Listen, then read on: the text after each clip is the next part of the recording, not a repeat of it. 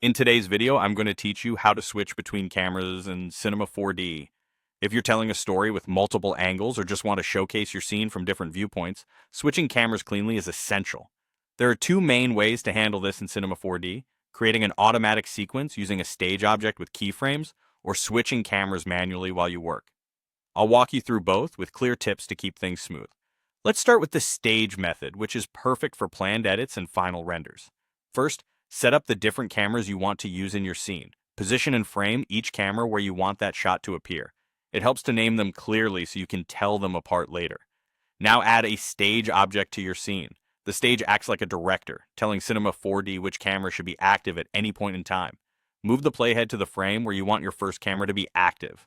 In the stage object's attributes, assign your first camera in the camera field, then set a keyframe.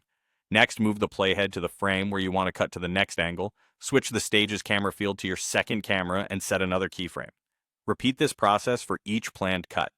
When you play back the timeline, you'll see Cinema 4D automatically cut between your cameras exactly where you set those keyframes.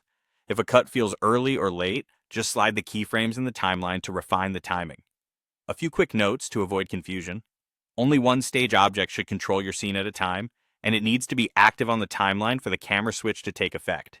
If a camera isn't showing what you expect, double check that the stage is referencing the correct camera and that your keyframes are in the right places.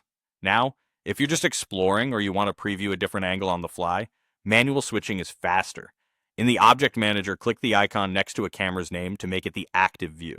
You can also change cameras directly from the viewport by opening the camera menu and selecting the one you want. This won't create a sequence or keyframes. It simply changes what you're looking through in the moment. Use the stage and keyframes for polished edits and manual switching for quick checks. With these two methods, you'll have full control over your camera storytelling in Cinema 4D.